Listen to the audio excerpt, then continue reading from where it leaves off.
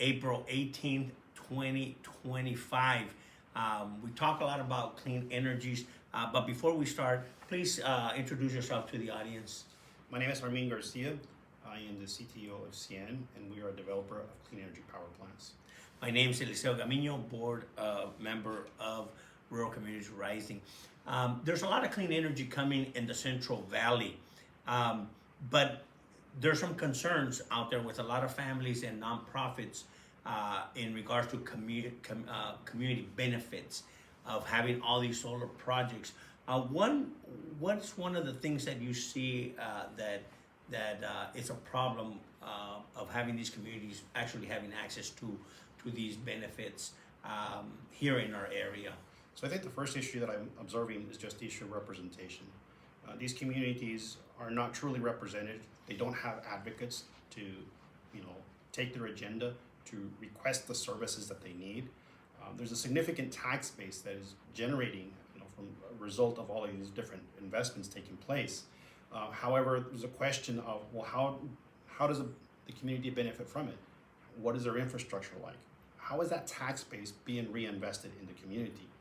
Is the biggest observation that I'm able to make. It's really more of an extractive economy, where not just the tax base but the revenues, none of that is reinvested into the local communities, and that's a huge issue. I believe for anybody living in the Central Valley. Thank you.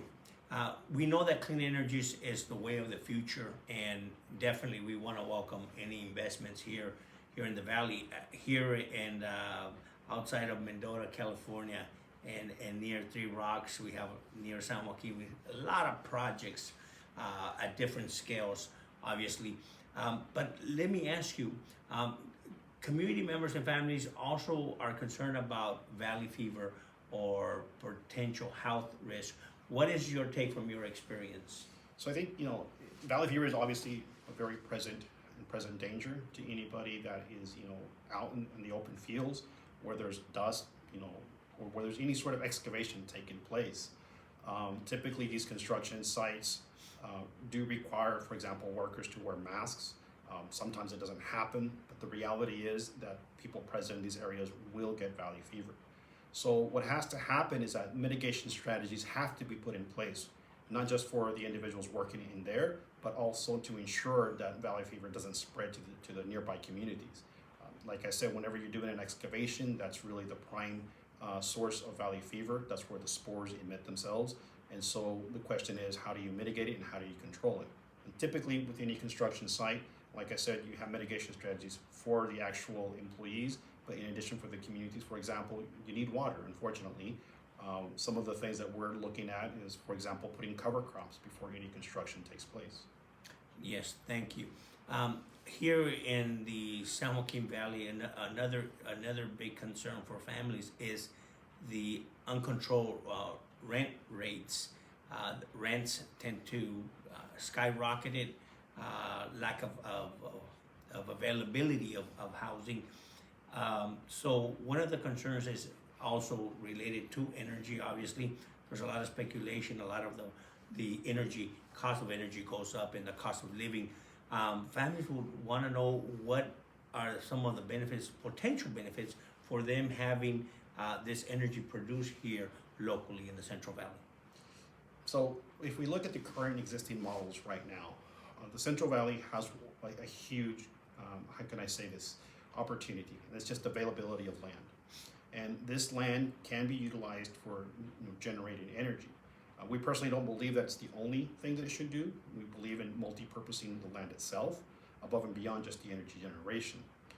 Having said that, though, what really forces us to think here is the different utility models that are out in play. What are the different opportunities? You have investment on utilities, and that's what all Central Valley has. But then you have the concept of a publicly owned utility, which is where a city has the right to establish their own utility, and therefore the regulation and the pricing is largely done at the city level. Or you have the concept of a CCA, and the CCA can only focus on the actual generation costs. So there are several options that these communities have in terms of being able to reduce energy costs, but what it comes down to is evolving the whole concept of an investment on utility and start, for example, forming a CCA. Community solar would be an option, but the reality is that that's really mired in regulation at the CPUC level. We don't see that happening or evolving into something productive anytime soon. We're hopeful, but realistically, it's not going to happen this year.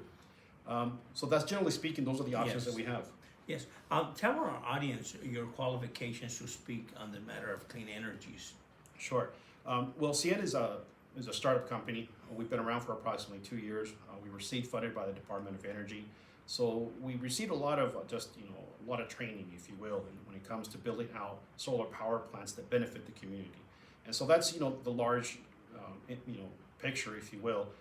But my background is typically more in from a technical perspective. I'm a software engineer, and I've sort of evolved into this space really to start focusing and figuring out how can we reduce the energy prices.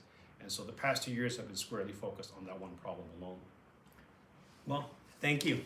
Muchas gracias. Gracias.